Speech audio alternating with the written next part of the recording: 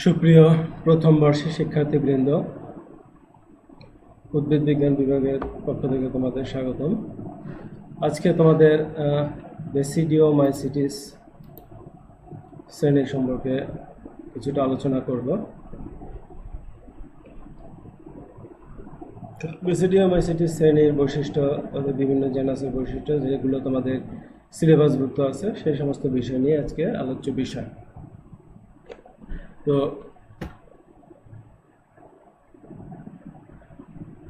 প্রথমে আমরা বেসিডিওমাইসিটিস শ্রেণীর বৈশিষ্ট্যগুলো একটু দেখি।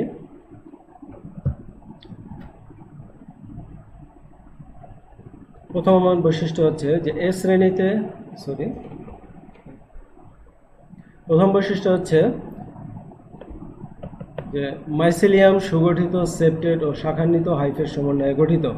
এখানে সেপ্টেট মানে হচ্ছে যে সমস্ত মাইসিলিয়ামে প্রস্থপ্রাচীর বিদ্যমান, প্রস্থপ্রাচীর বিশিষ্ট মাইসিলিয়াম। তো বেসিডিওমাইসিটিস শ্রেণীতে তিন ধরনের মাইসিলিয়াম দেখা যায়: প্রাথমিক, গৌণ ও টারশিয়ারি মাইসিলিয়াম। আমরা এই তিন ধরনের মাইসিলিয়াম সম্পর্কে একটু দেখি। যে প্রাইমারি মাইসিলিয়াম, এগুলো সাধারণত এই যে প্রথম ছবিটা দেখো, এখানে এটা হচ্ছে বেসিডিওস্পোর। এই বেসিডিওস্পোর অঙ্কুরিত হয়ে প্রাথমিকভাবে যে মাইসিলিয়াম তৈরি করছে, এই মাইসিলিয়ামটাকেই প্রাইমারি মাইসিলিয়াম বলা হয়। এবং এখানে কিন্তু কোনো ব্যবধায়ক প্রাচীর সাধারণত নাই। পরে যখন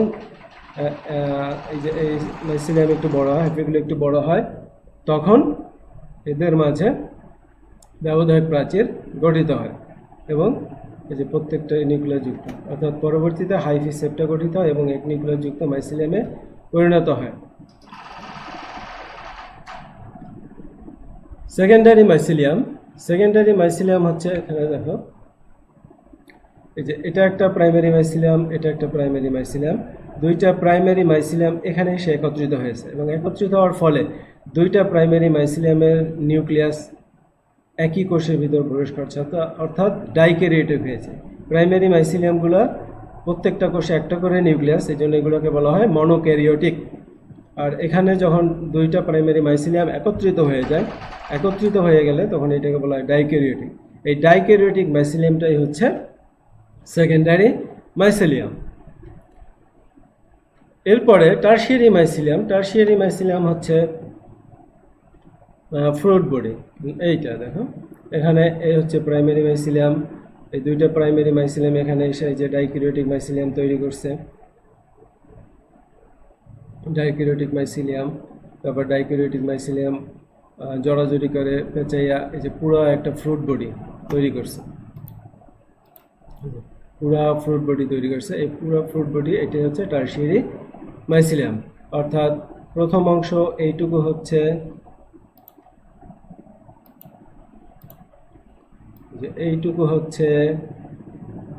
প্রাইমারি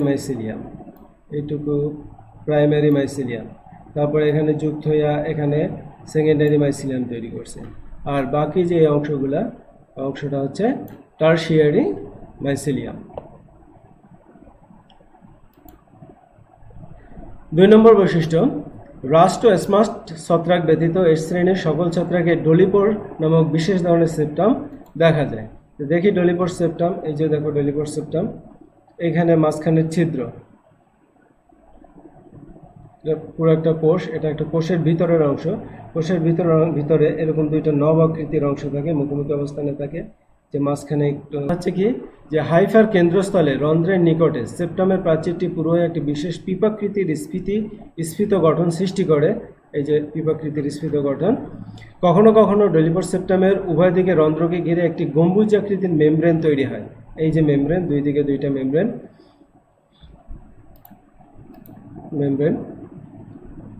গঠিত হয়, একে সেন্ট্রাল পোর ক্যাপ বলা হয়। এই যে এইটাকে, পুরো গঠনটাকে সেন্ট্রাল পোর ক্যাপ। ডলিপোর সেপ্টামের ভিতর দিয়ে কতক কোষীয় অঙ্গাণু এক কোষ থেকে পরবর্তী কোষে যায়, কিন্তু অপর কতগুলো কোষীয় অঙ্গাণু যাইতে পারে না। তার মানে এখানে অনেকটা প্রাচীরের মতো থাকার কারণে সব কিছু প্রাচীর ভেদ করে যেতে পারে না, বা এই পোর ক্যাপ ভেদ করে যেতে পারে না। কিছু অঙ্গাণু যেতে পারে, কিছু অঙ্গাণু যেতে পারে না। তারপরের বৈশিষ্ট্য, ডাইক্যারিওটিক মাইসিলিয়ামে সর্বদাই ক্লাম্প কানেকশন দেখা যায়। ক্লাম্প কানেকশনটা কি? এই যে দেখো ক্লাম্প কানেকশন, এটা আমরা আগেও অ্যাস্কোমাইসিটিসের ক্ষেত্রে দেখেছি, যে এখানে ডাইক্যারিওটিক কোষে ক্ষুদ্র বাঁকা শাখা সৃষ্টির মাধ্যমে কোষ ও নিউক্লিয়াসের বিভাজন এবং অপত্য কোষ দুটিতে নিউক্লিয়াসের সমবিতরণ পদ্ধতিকে ক্লাম্প কানেকশন বলা হয়। কিভাবে ক্লাম্প কানেকশন হয়? এই যে দেখো 1 নম্বরে প্রথমে দুই ধরনের প্রাইমারি মাইসিলিয়াম এসে যুক্ত হইয়া তাদের মধ্যকার প্রাচীর গলিত হয়ে গেছে, বিগলিত হইয়া তারা ডাইক্যারিওটিক মাইসিলিয়াম তৈরি করছে, ডাইক্যারিওটিক মাইসিলিয়াম, এবং নিউক্লিয়ার এক্সচেঞ্জ হচ্ছে এখানে যে ডাইক্যারিওটিক মাইসিলিয়াম। এই ডাইক্যারিওটিক মাইসিলিয়ামের এই শীর্ষ দিকে দেখো এখানে একটু উপবৃদ্ধি তৈরি হয়েছে, উপবৃদ্ধির ভিতরে একটা নিউক্লিয়াস প্রবেশ করছে আর একটা মূল হাইফিতে রয়ে গেছে। তারপরে প্রত্যেকটা নিউক্লিয়াস দুই ভাগে বিভক্ত হয়েছে, দুই ভাগে বিভক্ত হয়ে উপবৃদ্ধি যে তৈরি হয়েছে সেখানে একটা সেপ্টাম তৈরি হয়েছে, এবং এই যে এখান থেকে উপবৃদ্ধি তৈরি হয়েছে সেখানে একটা সেপ্টাম তৈরি হয়েছে। এই সেপ্টাম তৈরি হওয়ার ফলে শীর্ষতে দেখা যায় যে দুইটা ডাইক্যারিওটিক কোষ তৈরি হয়ে গেল, কিন্তু এই অংশটা, যে বাঁকা অংশটা একটা এবং এই অংশটা আর একটা। পরবর্তীতে এই বাঁকা অংশটা আবার এইখানে আইসা এদিক মিলিত হয়, এখানে মিলিত হয়ে ওই নিউক্লিয়াসটা এখানে চলে আসার ফলে এটাও ডাইক্যারিওটিক তৈরি হয়ে যায়। এই যে কানেকশন ক্লাম্পের মতো, আমরা যে বাঁকা ক্লাম্প থাকে, ক্লাম্পের মতো কানেকশন করে ডাইক্যারিওটিক সেল, মানে একটা কোষকে আবার একটা ডাইক্যারিওটিক সেলকে আবার দুইটা ডাইক্যারিওটিক সেলে বিভক্ত করছে। এই যে পদ্ধতি, এটাই হচ্ছে ক্লাম্প কানেকশন। এরপর জীবনচক্রের সচল কোষ অনুপস্থিত, মানে কোনো ধরনের ফ্লাজেলাযুক্ত কোষ এখানে পাওয়া যায় না। এ শ্রেণীতে কোনো যৌনাঙ্গ গঠিত হয় না, এ শ্রেণীর শৈবালে কোনো জননাঙ্গ নাই, যার ফলে এদের সংখ্যা বৃদ্ধির জননের পদ্ধতি হলো সোম্যাটোগ্যামি। সোম্যাটোগ্যামিটা হচ্ছে যে একটা দেহের সাথে আরেকটা দেহ মিলিত হয়, অথবা স্পারমাটাইজেশন, অর্থাৎ স্পার্ম তৈরি করে, স্পার্মা তৈরির মাধ্যমে প্লাজমোগ্যামি ঘটে। তাহলে দুইটা কমন পদ্ধতি, সোম্যাটোগ্যামি এবং স্পারমাটাইজেশনের মাধ্যমে প্লাজমোগ্যামি। তার পরের বৈশিষ্ট্য বেসিডিওমাইসিটিসের বৈশিষ্ট্যপূর্ণ জননাঙ্গ। এই বেসিডিয়াম থেকে বেসিডিওমাইসিটিসের উৎপত্তি বলতে পারো। তো বেসিডিয়ামে ক্যারিওগ্যামি এবং মিওসিস ঘটে। বেসিডিয়াম হতে বহির্জনিষ্ণুভাবে, মানে বাইরের দিকে, বেসিডিয়ামের ভিতরে না, বেসিডিয়ামের বাইরের দিকে সাধারণত 4টি স্পোর উৎপন্ন হয় এবং স্পোরগুলোকে বলা হয় বেসিডিওস্পোর। এ শ্রেণীর ছত্রাক সাধারণত পরজীবী বা মৃতজীবী হয়, অর্থাৎ অন্য একটা দেহের উপর বাস করে অথবা মৃত জীবজন্তুর উপর বাস করে। এ শ্রেণীর অধিকাংশ সদস্য বেসিডিও কার্প নামে ফ্রুট বডি গঠিত হয়। ফ্রুট বডিটা এই যে এইভাবে এখানে একটা অ্যাগারিকাসের ক্ষেত্রে দেখানো হইলো, এই যে বেসিডিও কার্প, এই যে অ্যাগারিকাসের স্পোর অঙ্কুরিত হয়ে একটা মাইসিলিয়াম তৈরি করছে, যে মাইসিলিয়াম থেকে পরবর্তীতে মাইসিলিয়াম রূপান্তরিত হয়ে যে বাটন স্টেজ, তারপর পূর্ণাঙ্গ মাশরুম। তাহলে এইভাবে এই অংশটা হচ্ছে আমরা মাশরুম বলে যেটা চিনি, সেটি হচ্ছে বেসিডিও কার্প, এবং এই বেসিডিও কার্পের ভিতরে আবার বেসিডিয়াম আছে, বেসিডিওস্পোর তৈরি হয়, এবং এটা বিভিন্ন বর্ণের হতে পারে। তো এর আগের যে চ্যাপ্টার অ্যাস্কোমাইসিটিস, তার সাথে বেসিডিওমাইসিটিসের কি সম্পর্ক, কি পার্থক্য আছে সেটা আমরা যদি দেখি। তো 1 নম্বরে অ্যাসকাস নামক থলে সদৃশ অঙ্গের অভ্যন্তরে অন্তর্জনিষ্ণুভাবে অ্যাসকোস্পোর তৈরি হয়, অন্তর্জনিষ্ণু মানে ভিতরের দিকে। আর বেসিডিওমাইসিটিসের ক্ষেত্রে বেসিডিয়ামের বাহির দিকে মানে বহির্জনিষ্ণুভাবে বেসিডিওস্পোর উৎপন্ন হয়। নম্বর 2, অ্যাসকাসের ভিতর সাধারণত 8টি অ্যাসকোস্পোর উৎপন্ন হয়, আর বেসিডিওস্পোর উৎপন্ন হয় 4টি। বেসিডিয়ামের স্টিগমাটার শীর্ষে 4টি বেসিডিওস্পোর উৎপন্ন হয়। 3 নম্বরে এদের ফ্রুট বডির নাম হচ্ছে অ্যাসকোকার্প নামক ফ্রুট বডি তৈরি হয়, আর বেসিডিওমাইসিটিসের ক্ষেত্রে বেসিডিওকার্প। 4 নম্বরে হচ্ছে ডাইক্যারিওটিক মাইসিলিয়ামে ক্রোজিয়ার গঠন হয়, ক্লাম্প কানেকশন অনুপস্থিত, মানে এখানে ক্রোজিয়ার হয়, ক্লাম্প কানেকশন নাই, কিন্তু বেসিডিওমাইসিটিসে ক্রোজিয়ার অনুপস্থিত, ক্লাম্প কানেকশন ঘটে। 5 নম্বর বৈশিষ্ট্য মাইসিলিয়ামের ডলিপোর সেপ্টাম অনুপস্থিত। আমরা এর আগের বৈশিষ্ট্য যেগুলো দেখাইছি, ডলিপোর সেপ্টাম অ্যাস্কোমাইসিটিস শ্রেণীতে নাই, কিন্তু বেসিডিওমাইসিটিস শ্রেণীতে উপস্থিত। 6 নম্বরে যৌন জননের ক্রমাবনতি ঘটে, আর বেসিডিওমাইসিসের ক্ষেত্রে যৌন জননাঙ্গ অনুপস্থিত। আমরা এখন বেসিডিওমাইসিসের বিভিন্ন জেনাসের বিভিন্ন বিষয় তোমাদের জন্য যেগুলো গুরুত্বপূর্ণ, আমরা সবগুলো জিনিস নিয়ে আলোচনা করব না, যেগুলো তোমাদের জন্য গুরুত্বপূর্ণ সেগুলো নিয়ে আমরা আলোচনা করি। এই যে চিত্র দেখতেছো, এই চিত্র তোমরা আশেপাশে বিভিন্ন গাছের উপর, গাছের বাকলের উপর এগুলো দেখতে পাবে বিভিন্ন ধরনের। এগুলো হচ্ছে পলিপোরাসের বেসিডিওকার্প। তো ডাইক্যারিওটিক মাইসিলিয়ামতে পর্যায়ক্রমে বেসিডিওকার্প সৃষ্টি হয়, যেগুলো আমরা আগে আলোচনা করছি। প্রতিটি বেসিডিওকার্প সৃষ্টির সময় প্রথমে গৌণ মাইসিলিয়াম হতে গোলাকার হাইফার গিট সৃষ্টি হয়। এ সকল গোলাকার গিট বড় হতে থাকলে বাকল বিদীর্ণ করে বাইরে বেরিয়ে আসে এবং বড় হতে থাকে। যে এইগুলো দেখলে দেখবো যে গোড়ার দিকটা শক্ত থাকে, অনেকটা গিটের গিট মানে শক্ত থাকে। এটা বাকলে তৈরি হয়, পরবর্তীতে বড় হয়ে যখন হয় তখন বাকল থেকে বাইরে বের হয়ে আসে ছাতার মতো, যে নিচের দিকে বৃন্তের ন্যায় স্টাইপ এবং তার উপর ছাতার মতো পাইলিয়াসে বিভক্ত।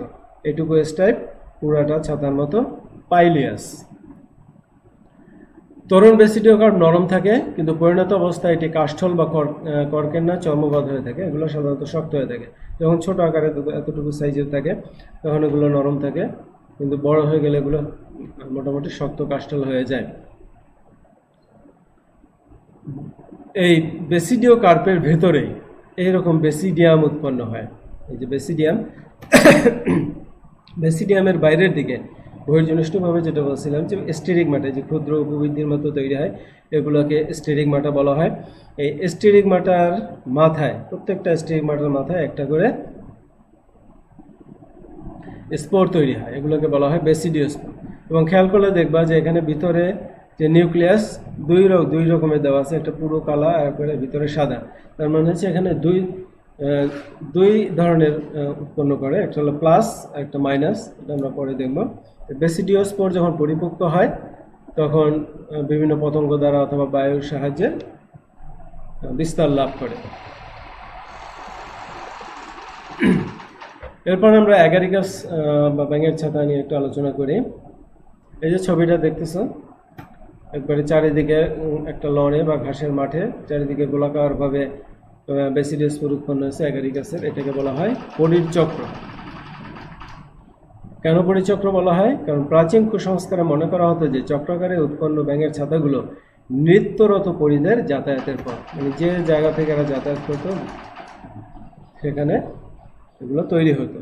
কিন্তু আসল ঘটনা হচ্ছে যে এখানে মূলত যে আমরা যে অংশটা দেখি যে বেসিডিওকার্প বা ব্যাঙের ছাতা, এটা হচ্ছে একটা ফ্রুট বডি, অ্যাগারিকাসের ফ্রুট বডি, কিন্তু এদের মাইসিলিয়াম ঘাসের নিচে অবস্থান করে। এবং দেখা যায় যে ঘাসের নিচে অবস্থান করার কারণে পর্যায়ক্রমে মাঝে মাঝে কিছু মাইসিলিয়াম নষ্ট হয়ে যায়, কিছু মাইসিলিয়াম ভালো থাকে। তো পরবর্তীতে অনুকূল পরিবেশে, প্রতিকূল পরিবেশে নষ্ট হয়ে যায়। অনুকূল পরিবেশ যখন আসে, যখন পর্যাপ্ত বৃষ্টিপাত হয়, বিশেষ করে বর্ষাকালে, তখন মাইসিলিয়ামগুলো আবার সক্রিয় হয়। সক্রিয় হয়ে তারা এরকম বেসিডিওকার্প উৎপন্ন করে গোলাকারে। বেসিডিওকার্পের বিকাশ, কীভাবে বেসিডিওকার্প তৈরি হয় প্রাথমিক স্টেজে, এখানে দেখো প্রাথমিক পর্যায়ে ডাইক্যারিওটিক মাইসিলিয়াম, অ্যাগারিকাসের ডাইক্যারিওটিক মাইসিলিয়াম জড়াজড়ি করে একটা বিশেষ যে গঠন তৈরি করে তাকে বলা হয় রাইজোমর্ফ। এই রাইজোমর্ফ থেকে ছোট্ট একটা বোতামের মতো একটা অঙ্গ তৈরি করে, এটাকে বলা হয় বাটন স্টেজ। প্রত্যেকটা বাটন স্টেজ থেকে এই বাটন স্টেজ আরও একটু বড় হয়ে দুইটা অংশে বিভক্ত হয়। সম্পূর্ণ দেহটি বিভক্ত হয়ে বৃন্তের ন্যায় স্টাইপ এবং উপরে সাধারণত পাইলিয়াস তৈরি হয়। এই যে একটু বড় হলে মাঝখানে ভিতরে একটা চেম্বারের মতো তৈরি করে। এটা আরও বড় হয়, চেম্বারগুলো আরও বড় হয়।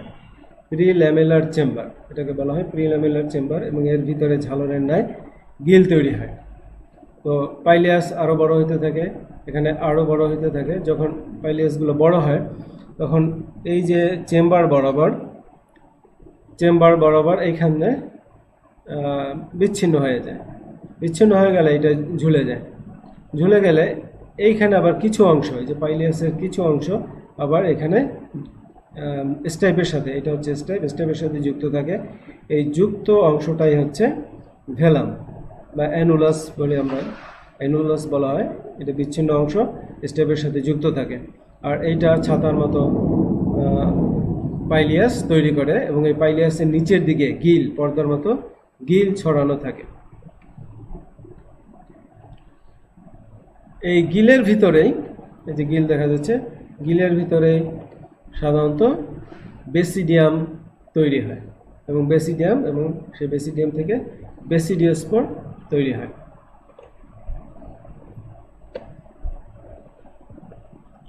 ফ্রুট বডির গঠন, এটা তোমরা আগেও পড়েছো, জায়গার কাছে ফ্রুট বডি বা মাশরুমের গঠন। এটা মূলত দুইটা অংশ নিয়ে গঠিত, একটা হচ্ছে স্টাইপ এবং পাইলিয়াস। তো এই যে কাণ্ডের মতো দীর্ঘ যে অংশটা, এই অংশটা হচ্ছে স্টাইপ, দীর্ঘ বেলনাকার অংশ, এবং স্টাইপের উপরের দিকে অ্যানুলাস যুক্ত থাকে, যেটা আমরা একটু আগে ডেভেলপমেন্টের ক্ষেত্রে দেখাইছিলাম। আর উপরে ছাতার মতো অংশ হচ্ছে পাইলিয়াস। এই পাইলিয়াসটি বিভিন্ন রঙের হতে পারে, বিভিন্ন বর্ণের হতে পারে। এই পাইলিয়াসের নিচের দিকে গিলস থাকে, ঝালরেনে ঝুলানো গিলস থাকে। গিলসগুলো একবারে যে পাতের ন্যায় গিল বা ল্যামেলি ঝুলতে দেখা যায়। গিলগুলো স্টাইপ ও পাইলিয়াসের সংযোগস্থলেতে উদ্ভিদ হয়ে পাইলিয়াসের কিনারা পর্যন্ত বিস্তৃত থাকে। অর্থাৎ এই যে স্টাইপ হতে শুরু হয় এবং পাইলিয়াসের কিনারা পর্যন্ত পুরোটাই বিস্তৃত থাকে। এখন এই গিল বরাবর যদি আমরা প্রস্থচ্ছেদ করি, প্রস্থচ্ছেদ করলে কি কি দেখা যায়? একটা প্রস্থচ্ছেদে এই অংশগুলো দেখা যায়। প্রথমত হলো ট্রামা হচ্ছে মাঝের যে এই অংশটা, সেকশন করলে মাঝের যে অংশগুলো, এই অংশগুলো, কোষগুলো একটু লম্বাটে হালকাভাবে থাকে, অত আটোসাটো না, এই অংশটাকে বলা হয় ট্রামা। যে গিলের কেন্দ্রস্থলে লম্বা কোষযুক্ত মাইসিলিয়াম দ্বারা কতটা হালকাভাবে বোনা প্লেকটেনকাইমা দ্বারা গঠিত অংশকে ট্রামা বলা হয়। এবার ট্রামার উভয় পাশে ছোট ছোট কোষ আছে, এই যে সাবহাইমেনিয়া, এই যে কোষ, ট্রামার মতো তো লম্বা না, ছোট ছোট কোষ, এখানে ছোট ছোট কোষ, এটাকে বলা হয় সাবহাইমেনিয়া, এবং এগুলা ট্রামার চেয়ে একটু ঘন সন্নিবিষ্ট অবস্থায় থাকে। তবে হাইমেনিয়ামের উভয় পাশে হাইমেনিয়াম স্তর, এই যে পুরো স্তরটাকে হাইমেনিয়াম স্তর বলে। হাইমেনিয়াম স্তরে কি কি আছে? এখানে এই যে গদাকার বা মুগুরের আকৃতির বেসিডিয়াম থাকে, বেসিডিয়াম, যেগুলো বেসিডিয়াম থাকে, এবং এই বেসিডিয়ামের উপরে স্টিগমা তৈরি হয়, স্টিগমার বাইরে স্পোর তৈরি হয়। তো গদাকৃতির দেখো, যেগুলোর মাথায় কোনো স্টিগমা বা বেসিডিওস্পোর নাই, তার মানে এগুলো হচ্ছে বন্ধা। এই বন্ধাগুলোকে বলা হয় প্যারাফাইসিস। বন্ধা কোষগুলো হচ্ছে প্যারাফাইসিস এবং উর্বর কোষগুলো হচ্ছে বেসিডিয়াম। এই বেসিডিয়ামের বাইরের দিকে বহির্জনিষ্ণুভাবে বেসিডিওস্পোর তৈরি হয়। সাধারণত প্রত্যেকটা বেসিডিয়ামে 4টা করে বেসিডিওস্পোর তৈরি হয়। এরপর আমরা পাক্সিনিয়া নিয়ে আলোচনা করি। পাক্সিনিয়াকে সাধারণত রাস্ট ফাঞ্জাই বলা হয়। রাস্ট মানে হচ্ছে কি মরিচা, মানে এদের যে স্পোর, এরা যেখানে রোগ সৃষ্টি করে সেখানে যে প্রচুর পরিমাণে স্পোর তৈরি করে, সেই স্পোর দেখতে অনেকে রাস্ট বা মরিচের মতো মনে হয়, এই জন্য এদেরকে বলা হয় রাস্ট ফাঞ্জাই। এদের মধ্যে পাক্সিনিয়া গ্রামিনিস টিটিসি, এটা গমের ব্ল্যাক স্টেম রাস্ট ডিজিজ সৃষ্টি করে। ব্ল্যাক মানে কালো রঙের রাস্ট ডিজিজ সৃষ্টি করে। তো এই পাক্সিনিয়া হচ্ছে একটা হেটারোশিয়াস, ম্যাক্রোসাইক্লিক ও পলিফর্মিক রাস্ট ছত্রাক। এটা 3টা স্পেশাল বৈশিষ্ট্য 3টা কি? হেটারোশিয়াস, হেটারো মিন্স হচ্ছে ভিন্ন ধরনের, তার মানে যখন একটা রাস্ট ছত্রাকের জীবনচক্র সম্পন্ন করতে 2 ধরনের পোষক দরকার হয়, তখন তাকে হেটারোশিয়াস ছত্রাক বলা হয়। যেমন পাক্সিনিয়ার ক্ষেত্রে 2টা দরকার, একটা গম এবং একটা বারবেরি। 2 ধরনের পোষক দরকার, একটা প্রাথমিক পোষক, একটা গৌণ পোষক।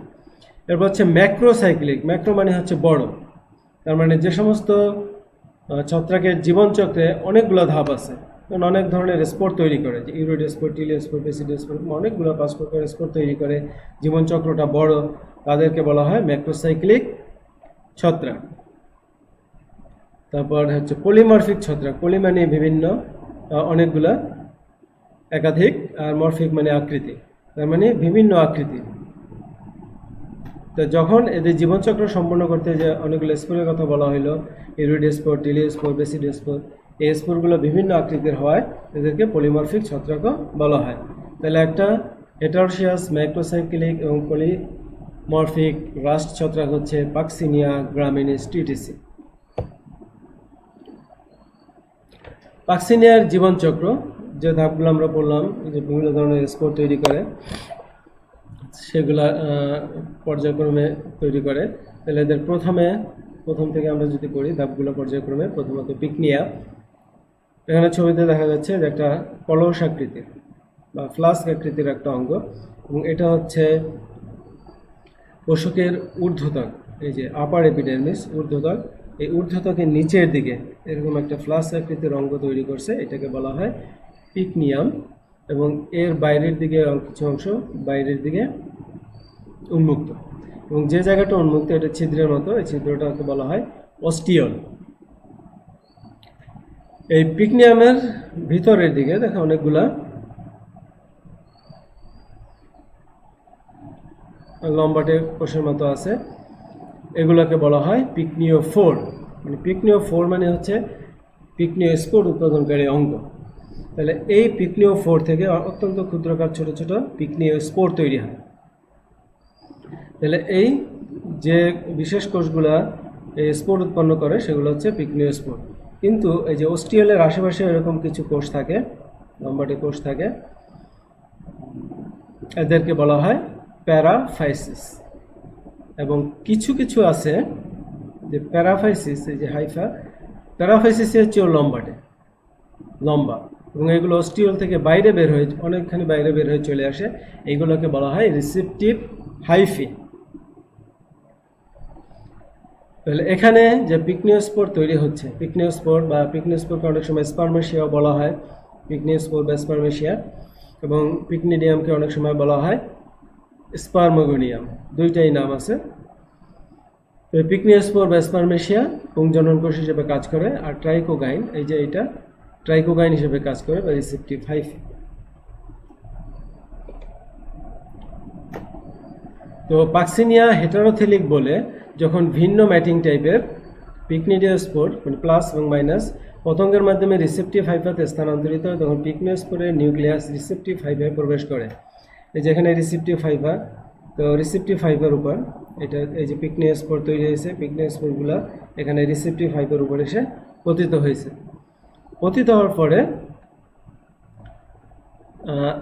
এখানে যে কোষের নিউক্লিয়াসটা, এই নিউক্লিয়াসটা পিকনিডিয়ামের ভিতরে রিসেপটিভ হাইফার ভিতরে চলে যায়, এই যে হাইফায় প্রবেশ করে, রিসেপটিভ হাইফায় প্রবেশ করে, এবং পিকনিডিয়ামের গোড়ায় একটি ডাইক্যারিওটিক কোষের সৃষ্টি হয়।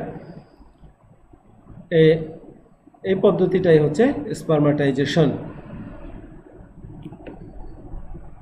পরের ধাপ হচ্ছে এসিয়া বা এসিয়াম, সিঙ্গুলার হচ্ছে বলা হয় এসিয়াম, প্লুরালে এসিয়া।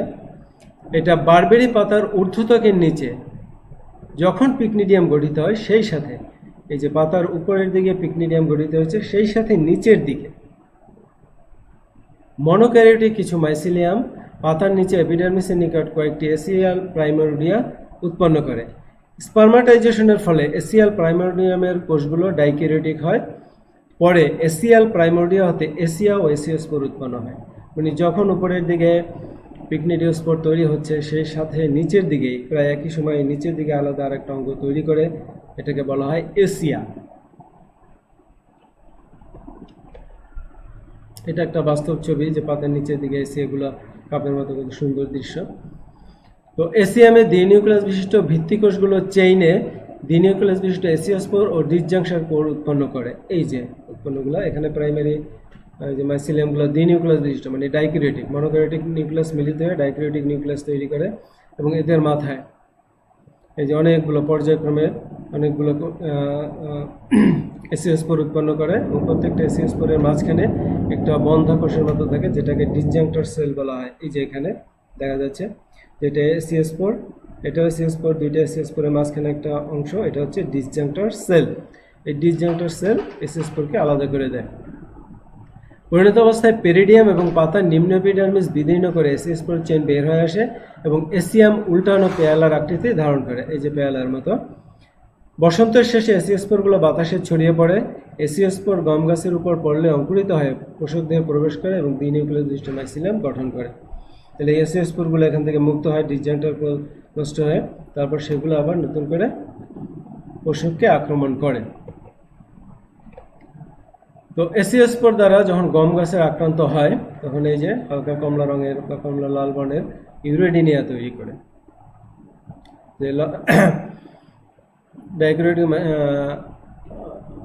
পাক্সিনিয়ার এসি স্পোর দ্বারা আক্রান্ত গম গাছের কাণ্ড পাতায় কমলা লাল ও মরিচা রঙের ইউরেডিনিয়া নামক গঠন ডাইক্রিওটিক মাইসিলিয়াম হতে সৃষ্টি হয়। ইউরেডিনিয়া হতে উৎপন্ন স্পোরগুলোকে ইউরেডিনিয়া স্পোর বা ইউরেডোস্পোর বলা হয়। ইউরেডিনিয়া স্পোর উপবৃত্তাকার এককোষী, এই যে ইউরেডিনিয়া স্পোর, একটা ইউরেডিনিয়াস এখানে আলাদা করে দেখানো হয়েছে। এই যে উপবৃত্তাকার এককোষী দ্বিনিউক্লিয়াস বিশিষ্ট, এই যে দুইটা নিউক্লিয়াস আছে, এবং কণ্টকিত প্রাচীর, বাইরের প্রাচীরটা কণ্টকিত। ইউরেডিনিয়া স্পোর পরিণত হওয়ার সাথে সাথে পোষকের বহিঃত্বকে চাপের সৃষ্টি এবং ত্বক ফেটে ইউরেডিনিয়া স্পোর বাতাসে ছড়িয়ে পড়ে। এই যে একটা মাইক্রোস্কোপিক ছবি, এখানে চাপ যখন সৃষ্টি হয়, যখন পরিণত হয় তখন একটা চাপ সৃষ্টি হয়, চাপের ফলে এগুলো বাতাসে বের হয়ে যায় এবং বাতাসের সাহায্যে ছড়ায় পড়ে। ছড়াইয়া গম গাছের উপর পড়লে আর্দ্রভাবে অঙ্কুরিত জার্ম টিউব, এই যে এটা একটা স্পোর, এখানে জার্ম টিউব তৈরি করছে। এই যে একটা ইউরেডিয়া স্পোর এখানে জার্ম টিউব তৈরি করছে। জার্ম টিউব তৈরি করে এখানে আস্তে আস্তে পোষকদের ভিতরে এই যে ওটা বসছে, পোষকদের ভিতরে প্রবেশ করে মাইসিলিয়াম তৈরি করছে। তো জার্ম টিউবের অগ্রভাগে পোষকের স্টোমাটার নিকট একটি অ্যাপ্রেসোরিয়াম গঠন করে। তার মানে স্টোমাটার ভিতর দিয়ে এরা প্রবেশ করে, কারণ সাধারণত পাতার উন্মুক্ত ছিদ্র বা যে জায়গা দিয়ে সহজে প্রবেশ করতে পারে সেটা হচ্ছে স্টোমাটা দিয়ে সাধারণত জার্ম টিউব প্রবেশ করে, এখানে একটা অ্যাপ্রোসিয়াম তৈরি করে। অ্যাপ্রোসিয়ামতে একটি সরু জার্ম টিউব উৎপন্ন হয়, পত্ররন্ধ্রের মধ্যে প্রবেশ করে এবং একটা সাবস্টোমাটাল ভেসিকল গঠন করে।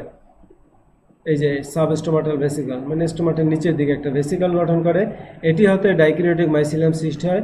অনুকূল পরিবেশে ইউরেডিনিয়া স্পোর বারবার উৎপন্ন এক গাছ থেকে অন্য গাছে সংক্রমণ ঘটায়। তার মানে হচ্ছে ইউরেডিনিয়া স্পোর যে গাছে তৈরি হয় ওই গাছের পাতায় আবার সে আক্রমণ করে। পরে টেলিয়া, গ্রীষ্মের শেষে গম গাছের পুরাতন ইউরেডিনিয়া গাঢ় বাদামি বর্ণের টিলিয়ায় রূপান্তরিত হয়। টিলিয়াতে টিলিয়া স্পোর উৎপন্ন হয়। প্রতিটি টিলিয়া স্পোর বিন্দুযুক্ত দ্বিকোষী। ইউরেডিনিয়া স্পোর এককোষী ছিল, এটা বিভাজিত হয়ে দ্বিকোষী হয়। প্রতিটি কোষ দ্বিনিউক্লিয়াস পুরু এবং মসৃণ প্রাচীর বিশিষ্ট। একটা পাতার উপর আক্রমণ, এটা পাতার আক্রমণ কালো বর্ণের হয়ে গেছে, যে বাদামি বর্ণের টিলিয়ায় রূপান্তরিত হয়। এবং সেখানে টিলিওস্পোর বা অনেক সময় টিলিওটোস্পোরও বলা হয়। একটা বড় করে দেখানো হয়েছে টিলিওস্পোর বা টিলিওটোস্পোর।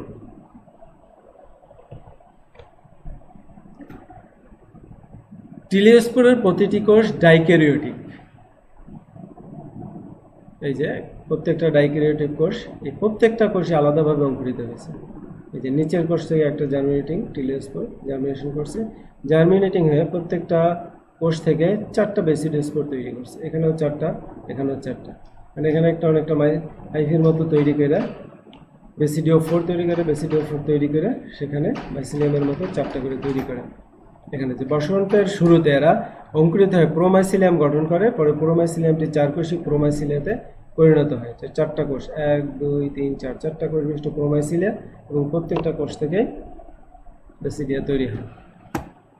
এখানে দেখা যাচ্ছে যে একটা কোষ থেকে প্রোমাইসিলিয়া তৈরি হলো। প্রথমে তো দুইটায় 4টা নিউক্লিয়াস, মানে বিভাজিত 4টা নিউক্লিয়াস তৈরি করছে। তারপরে এটা প্রস্থপ্রাচীর তৈরি হয়, 4টা কোষ তৈরি করছে। প্রত্যেকটা কোষে একটা করে নিউক্লিয়াস থাকে। এই পুরো মোটামুটি জীবনচক্র স্পারম্যাটোগোনিয়া বা পিকনিয়া, তারপরে এসিয়ান, তারপরে ইউরেডিনিয়াম, তারপর টিলিয়াম, তারপর টিলিওস্পোর থেকে এই যে বেসিডিওস্পোর তৈরি করছে। বেসিডিওস্পোর আবার পোষক কোষে অঙ্কুরিত হয়ে আবার পিকনিয়াম তৈরি করে। এভাবে এদের জীবনচক্রটা চলতে থাকে। বায়োলজিক্যাল স্পেশালাইজেশন কি? এটা হচ্ছে যে কিছু ছত্রাক রয়েছে যাদের কয়েক প্রকার জীবজ প্রজাতি রয়েছে, বায়োলজিক্যাল রেস রয়েছে, অথবা উপপ্রজাতি বা জীবজ স্ট্রেন বা জীবজ প্রকারভেদ, মানে একটা প্রজাতিরই অনেকগুলো ফর্ম পাওয়া যায়। অঙ্গসংস্থান সূত্রে উক্ত জীবজ প্রকারভেদগুলো সমপ্রকৃতির, অঙ্গসংস্থানিকভাবে একই ধরনের, কিন্তু শারীরবৃত্তীয় মানে কাজকর্ম, প্যাথোলজি মানে তারা তাদের পোষক, তারা কোন ধরনের দেহকে আক্রান্ত করে সেগুলো ভিন্ন ধরনের হয়ে থাকে। তো পরজীবিতায় তারা বিশিষ্ট এবং কোনো নির্দিষ্ট পোষক বা পোষকগোষ্ঠীর মধ্যে তারা নির্দিষ্ট। যে বললাম যে এক একটা স্ট্রেন বা এক একটা উপপ্রজাতি এক একটা পোষক নির্দিষ্ট বা এক এক ধরনের রোগ তৈরি করে। এই যে বিশেষ ধরনের বৈশিষ্ট্য, যে উপপ্রজাতি বা ভ্যারাইটি সদৃশ বিশেষ প্যাথোজেন দ্বারা সুনির্দিষ্ট পোষকে সংক্রমণের প্রক্রিয়া বা ঘটনাকে জীবজ বিশিষ্টতা বলা হয়। তো পাক্সিনিয়া গ্রামিনিসে এরকম দেখা যায়, বায়োলজিক্যাল স্পেশালাইজেশন দেখা যায়। তো এর এই জীবজ প্রকারভেদ বা জীবজ প্রজাতিগুলোকে বলা হয় ফর্মি স্পেশিয়ালিস, সংক্ষেপে এফ বলা হয় অথবা এফএসপিও বলা হয়। যার ফলে এ সমস্ত প্রজাতিগুলোকে ত্রিপদ নামকরণ করা হয়, যেমন Puccinia graminis tritici, black stem rust disease যেটা তৈরি করে সেটা হচ্ছে পাক্সিনিয়া গ্রামিনিস টিটিসি। এরকম 7টা জীবজ প্রজাতি আছে, যে পাক্সিনিয়া গ্রামিনিস টিটিসি গম গাছের উপর পরজীবী, পাক্সিনিয়া গ্রামিনিস অ্যাভিনি মানে এগুলো দেখো পোষকের উপর ভিত্তি করে, টিটিসি মানে গম, অ্যাভিনি মানে ওট, তারপরে সিকেল সিরিয়ালের উপর পরজীবী, পোয়া প্লাটেন্সিসের উপর পরজীবী, অ্যাগ্রোস্টিসের উপর, তারপর আইরার উপর অ্যারি, হর্ডিয়া ভালগার বার্লির উপর যারা তাদের হর্ডিয়া, মানে পোষক দেহের সাইন্টিফিক নেমের উপর ভিত্তি করে এদের 3 নম্বর পদ যেটা সেটা নামকরণ করা হয়। এরপরে আমাদের উস্টিলাগন। এ গণের ছত্রাকগুলো স্মার্ট নামে পরিচিত। আগেরটা ছিল পাক্সিনিয়া আমরা বলছি রাস্ট, এটা হচ্ছে স্মার্ট মানে হচ্ছে ঝুল মানে যারা চুলায় রান্না করা হয়, কাঠের চুলায় রান্না করলে রান্নাঘরে ঝুল দেখা যায়, কালো রঙের ঝুল। তো এদের স্পোর যখন তৈরি করে, এই যে স্পোর তৈরি করে কালো রঙের ঝুলের মতো দেখা যায়, এই জন্য এদেরকে স্মার্ট ছত্রাক বলা হয়। এটা হচ্ছে একটা সুস্থ গমের শীষ, এটা হচ্ছে আক্রান্ত। পুষ্টিলাগার দৈহিক গঠন, এটা আমরা বৈশিষ্ট্য বেসিডোমাসিটি বৈশিষ্ট্য যেরকম পেয়েছি ওই একই রকম, যে প্রাথমিক মাইসিলিয়াম থাকে, বেসিডোস্পোর থেকে যেগুলো উৎপন্ন হয় প্রাথমিক মাইসিলিয়াম, তারপর 2টা প্রাইমারি মাইসিলিয়াম, এখানে 2টা প্রাইমারি মাইসিলিয়াম যুক্ত হয়ে যখন ডাইকিউরেটিক মাইসিলিয়াম তৈরি করে তখন তাকে বলা হয় গৌণ মাইসিলিয়াম। পুষ্টিলাগার স্পোরুলেশন, কিভাবে স্পোর তৈরি হয় সে পদ্ধতি, যে গম, ওট ও বার্লিতে পোষকের পুষ্পায়নের সময় গৌণ মাইসিলিয়াম সক্রিয় হয়, এটি ব্যাপকভাবে বৃদ্ধি পায় এবং কিছু হাইফি গর্ভাশয়ের অভ্যন্তরে প্রবেশ করে অধিক শাখান্বিত হয়। ফলে আক্রান্ত গর্ভাশয়ের মধ্যে অসংখ্য হাইফি একত্রে থাকে। ব্যবধায়ক পর্দা সৃষ্টির মাধ্যমে এসব হাইফি দ্বিনিউক্লিয়াস বিশিষ্ট ছোট ছোট খণ্ডে বিভক্ত হয়, প্রতিটি খণ্ড আকারে বড় হয় এবং এর প্রোটোপ্লাস্ট গোলাকার ও প্রাচীর দ্বারা আবৃত হয়, টিলিউটোস্পোর তৈরি করে। এই যে এখানে আমরা যদি দেখি, এই যে টিলিওস্পোর তৈরি করছে। এই যে এটা একটা ভুট্টা গাছের ক্ষেত্রে দেখা যায়, ভুট্টা গাছে এরকম তৈরি হয় টিউমারের মতো, গলের মতো স্পোর তৈরি হয়, যে এখানে কালো রঙের স্পোর স্মার্ট তৈরি হয়েছে, সেখানে টিলিউটোস্পোর তৈরি হয়েছে। টিলিউটোস্পোর ওখান থেকে মুক্ত হয়ে এখানে জার্মিনেশন করে মাইসেলিয়াম তৈরি করছে, হ্যাপ্লয়েড সেল কনজুগেশন টিউব তৈরি করছে, 2টা হ্যাপ্লয়েড সেল কনজুগেশন টিউব তৈরি করে ডাইকিউরেটিক মাইসেলিয়াম তৈরি করছে। এই ডাইকিউরেটিক মাইসেলিয়ামটা আবার পাতার উপর পতিত হয়, পাতার উপর পতিত হয়ে যে হোস্ট কোষে, এর আগে পাক্সিনিয়া যেরকম দেখেছি যে বেসিডোস্পোর যেভাবে ভিতরে প্রবেশ করে পাতার ভিতরে, একইভাবে প্রবেশ করে অ্যাপ্রোসিয়াম তৈরি করে তারপরে ভিতরে আক্রমণ করে, এই যে সেখানে স্পোর তৈরি করে। স্পোরগুলো প্রচুর পরিমাণে তৈরি করলে এরকম টিউমারের মতো একটা আকৃতি গঠন করে। তখন এটাকে যে স্পোরগুলোকে, যে হাইফা প্রাচীর বিনষ্ট হলে স্পোরগুলো একসঙ্গে ঠাসাঠাসি করে একটা স্মার্ট বল বা সোরাসে অবস্থান করে, মানে অনেকগুলো একসাথে থাকে, এগুলোকে এক একটা বলের মধ্যে ছোটো ছোটো এক একটাকে বলা হয় স্মার্ট বল।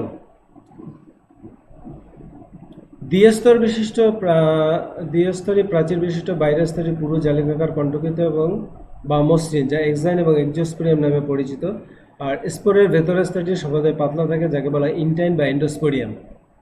স্পোরগুলো বায়ু বা বৃষ্টির দ্বারা বাহিত হয়ে ছড়িয়ে পড়ে এবং নতুন সুস্থ পোষকের পুষ্পমঞ্জরিকে আক্রমণ করে। রোগের বিস্তার ঘটায়। আক্রান্ত স্থানে পোষক কোষের বারবার বিভাজনের ফলে স্ফীতি বা গল সৃষ্টি হয়। এই যে গলগুলো। তো এই আমাদের রাস্ট এবং স্মার্ট ব্যাসিডিস বিভিন্ন যে জেনাস আমাদের সিলেবাস আছে সে সম্পর্কে সংক্ষেপে আলোচনা করা হলো, প্রয়োজনীয় অংশগুলো। তো রাস্ট আর স্মার্ট দুই ধরনের ছত্রাক আমরা এখানে পাইলাম, তাদের মধ্যে পার্থক্যটা কি? রাস্ট ছত্রাক বাধ্যতামূলক পরজীবী, স্মার্ট সুবিধাবাদী পরজীবী। বাধ্যতামূলক পরজীবী মানে হচ্ছে যে যাদের পরজীবী হিসেবেই থাকতে হয়, অন্য কোনো ফর্মে এরা থাকতে পারে না, তার মানে কোনো পোষক দেহের উপরে বসবাস করে। কিন্তু স্মার্ট ছত্রাক এরা পোষক দেহ উপরে বসবাস করতে পারে বা পোষক দেহ না পেলেও এরা জন্মাতে পারে। 2 নম্বরে এরা হেটারোসিয়াস বা অটোসিয়াস দুই ধরনের হতে পারে, মানে এদের জীবনচক্র সম্পন্ন করতে দুইটা ভিন্ন জীবনচক্রের দরকার হতে পারে অথবা নাও হতে পারে। আর এরা সবসময় অটোসিয়াস, মানে একটা পোষকের উপরই জীবনচক্র সম্পন্ন করে।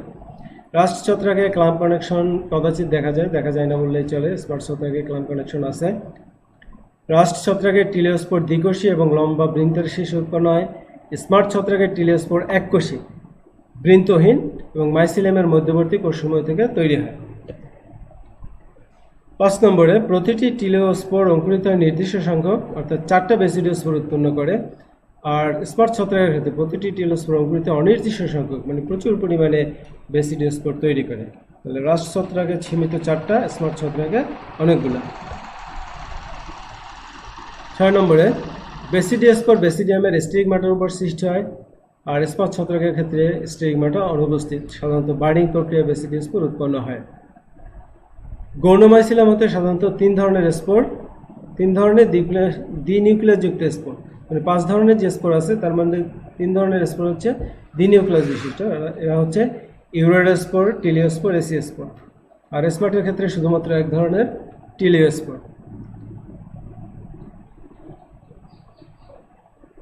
তারপরে স্পারমাশিয়া এবং রিসেপটিভ হাইফি নামক জননাঙ্গ গঠিত হয়।